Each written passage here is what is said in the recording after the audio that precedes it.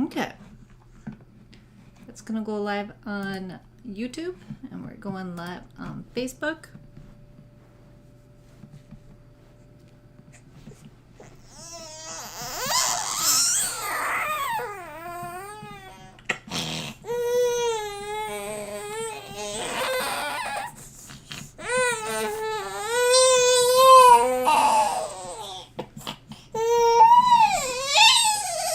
This is a perfect opening to today's show. Yeah?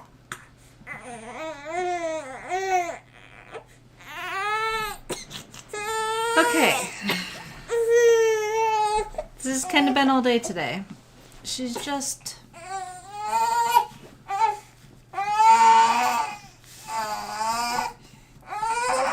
fussy. Fussy is what she is today.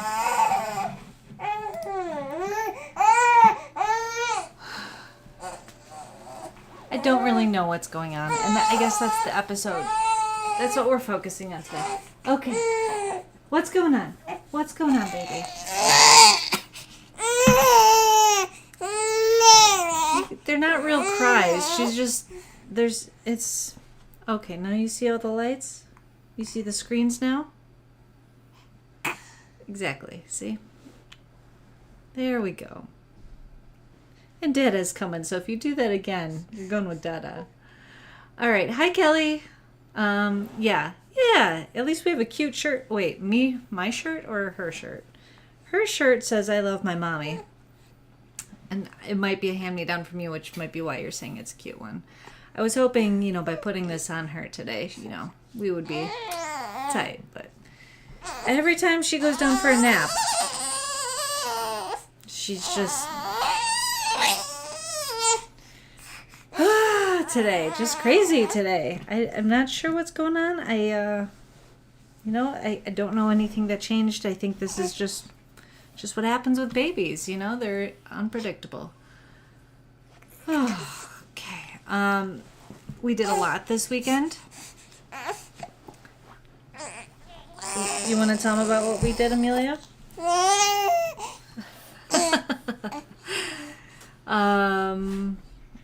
Yeah, so hi, Kim. Bert, when you're done putting away the grocery, maybe, yeah. Okay. Maybe we can be cute now, yeah? So, on today's episode, we'll probably keep it short because someone's fussy. And I want to talk about just how it was returning to work last week. Hi, Amy. I know. If there's anything that's different, it's that I went back to work. But we did a good job. We did a really good job the whole week. We had to do a lot of planning in order to drop her off in time at daycare so I can make it to physical therapy and then get to work and then make it home in time. And I did have the dreaded, I came home from work on Tuesday from the office, and Bert had already put her to bed. I got home a little after 6. And she was already down for the night, and I didn't even get to say goodnight to her. On Thursday, I got home in time. You feeling okay? You don't have a fever. What do you see? See everyone's comments? So it actually felt great to be back at work. Not that it was because I was away from Amelia.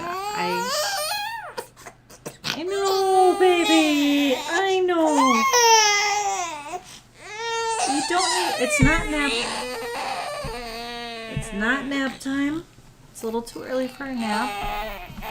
Oh, okay. And you're kicking the legs, too. Okay. She's a... Oh, my God, guys. Oh, I'm sorry you have to see this. Bert's going to come and grab her in a moment.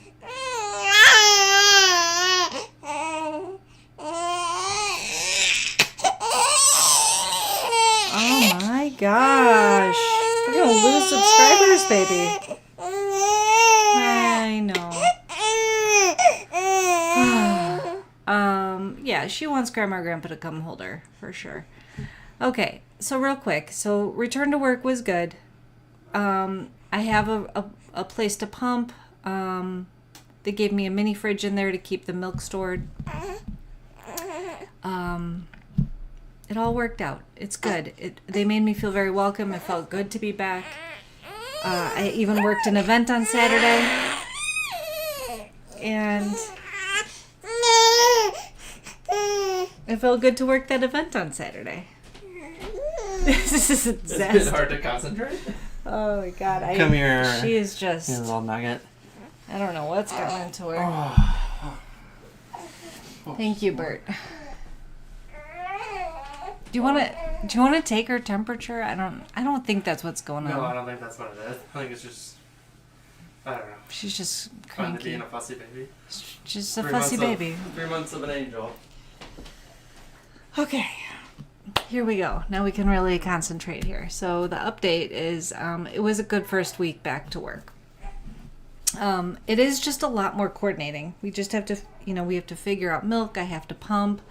There were a couple times where I forgot to pump. Not completely, but just like early enough to avoid feeling engorged. It was, they're very full boobs. And now that Amelia is sleeping through the night fairly consistently, the other thing I have to get up and do is pump in the middle of the night.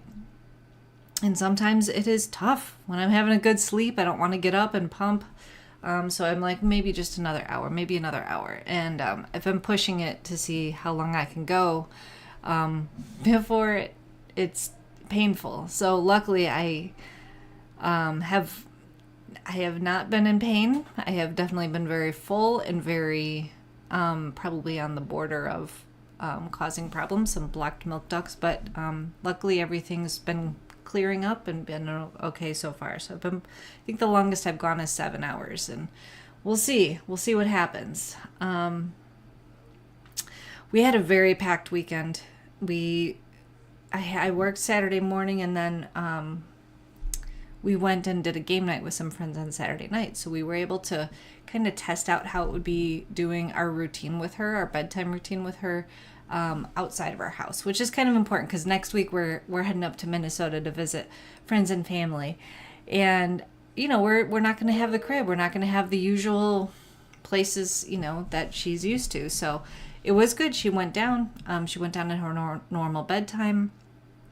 We brought her sleep suit. We even brought this just like tabletop travel bassinet thing I think Kelly gave us, and it worked. She does kind of like kick and spin in the night, so the only thing is that's kind of small sized. So Bert said when he went to check on her, she had like her foot kind of hanging over it. Again, it's like in the middle of a large bed, so even if she had turned, she'd still be on a soft bed. It's just she's not rolling yet, but gosh, if she figured out how to roll by next week, I'd be like, oh gosh, we're in trouble. Anyway, is it harder for Amelia to eat when you're engorged? So she's able to latch. That's not the problem. But what we've noticed is the flow is a lot heavier. And so she's going between bottle and breast at different, engorgement levels, like not engorged or engorged. And so what I've noticed is that when I've waited a while and she feeds, that the pressures, she gets a lot more milk faster and she ends up spitting up more, which is frustrating. Because especially if I just put her into an outfit, like it's just the worst. Like, oh, you just puked on the nice clean outfit I put you in. So I try not to feed her or put clean clothes on her if I'm feeding her when it's been a while since she ate. We're figuring these things out. It's, it's always learning something. I also have noticed that like her skin has been dry, and it's like something I've been battling since she's been born. Ever since she was born, she had dry skin. Just flaky, whatever, the little bumps and everything. And I kept thinking it would clear up, but it still seems to be a thing. So now I'm trying to find like the right products to be using, and I'm going to switch detergents and see if it's, what we're washing her clothes in. Is it what we're using in the bath? And we do quick baths, and we very careful about what temperature the baths are. And it's so hard to figure it out. There's so many variables, and it's not that I want it to be perfect, but I want my baby to be comfortable. I don't want her to have flaky skin and dry skin, because I think it's a symptom of being uncomfortable. And I also don't want her to puke, because I don't like puking, and I don't think it's fun to puke. So poor thing, yeah. So we're getting there, figuring it out one thing at a time. I did recently buy a book called Crib Sheet by Emily Oster, I think it is. It's a lot of people recommend this book. If you've read it, let me know in the chat. I'd love to know. But I'll report back to you on it. So the gist of it is it's kind of meant to put parents' minds at ease when it comes to like all these studies about screen time and, you know, all the ways you're supposed to, you know, all the things you're supposed to do with your babies now. And what the great example that she uses in the introduction is about breastfeeding versus formula feeding, and whether, you know, it affects the baby long term, like into adulthood, or even just, you know, as they become an older child. And she said there's tons of examples of, you know, breastfeeding babies being more successful, you know, in whatever ways. And she says, but what the studies don't take into consideration is who the breastfeeding mothers are. You know, women that have maternity leave have the opportunity to breastfeed, where mothers that are busy or, you know, maybe that have to go straight back to work, they don't have the opportunity to breastfeed because they're jumping right back into work, so they have to do the formula. It doesn't work out. They don't have the opportunity to pump and do all that stuff. And so what it's not taking into consideration is actually the time that the mother is spending with the baby, and, you know, putting them straight into daycare. And again, not that daycare is bad or anything, but also it's just saying, like, it's not about just what they're being fed, but it's also the circumstances of the family, of the mother and baby, whatever else it is. So there's more to it. There's more behind the stories. So and I'm doing probably a very good job of explaining, but I hope that you get the gist of what I'm trying to say that this book is about. I can say it way more eloquently another time. So it's going to go through a lot of the hot, you know, topics. Screen time is a big one that I'm really curious to see how she like pulls that out. But the whole thing is do what's best for your family. So if that means you need to put the baby in front of the TV to watch Cocomelon or Hey Bear or Miss Rachel for 30 minutes so that you can get some chores done, or you can do whatever it is, that's okay. It's not going to mess up your baby. So yeah, that's the thing. And then everything in moderation, you know, the TV can't be the babysitter. I don't know, or maybe it has to be for in some situations, you know, so whatever it is, as long as your baby is safe and you're feeding your baby, isn't that really the most important part? It's just making sure your baby survives. So I'm not just in survival mode. Obviously, we want the best for our babies. We all do the best that we can, and that is it. Yeah. Hey Bear's working for Amelia right now. See, she just needed something to focus on. I don't know what. I think I had mentioned a while ago when I had beans, I had figured out that beans gives her gas. And now I'm wondering if yesterday, the queso that we had, Bert, I wonder if that was a bean-based queso. And I wonder if that's what it is. I'm wondering. I think that might be what it is. So maybe she's just a little gassy and working that out. Otherwise, it's just an unexplained fussiness. And hey, you know what? I suspect that's just part of being a parent and having a baby. Okay, so back to work went well. Got a fussy baby. I'm doing my homework as a parent. I'm trying to just do the best we can over here.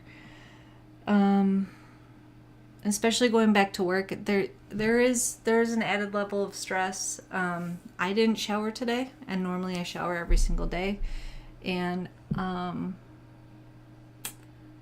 don't know. Bert's reminding me I'm playing soccer on Wednesdays now with the women's team, and I scored a couple goals last week. So that actually, thanks. That was a nice reminder that you have that little success going too. I honestly, like, I woke up today feeling sad. Like, I couldn't really put my finger on it. And I feel there's something that's just getting to me, and I'll work on it in therapy this week, but I feel bad, and I apologize to Bert because, like, I want to take it out on him. It's not his fault. He didn't do anything wrong at all, but it's like, I can't take it out on the baby because she's a baby. And it's like I want to be able to point my finger at something and be like, this is why I'm frustrated right now. But honestly, it's all the change, right? Going back to work and being super social over the weekend and not allowing enough time for our normal, like, doing the chores and just kind of resetting for the week. And I am actually thinking, I don't even know if I showered yesterday. I am just very off. I'm just off my norm, and maybe as much as I enjoyed going back to work, it's just a lot of change happening quickly. Yeah. And Marcus is saying we all have better and worse days, and that goes for babies too. And you know what? Come to think of it, maybe it's because I started off my day kind of being sad, and I'm still kind of feeling that way. Maybe Amelia's picking up on that. Maybe that's what's contributing to our fussiness. Maybe we're kind of, our bodies and our moods are kind of sinking. Yeah. Who knows? So we did get to see family yesterday, which is always a treat. Honestly, I love, and I look forward to family get-togethers. We had my nephew's 3rd birthday yesterday at a kind of like a fun zone type of place, and got to see a couple of friends as well.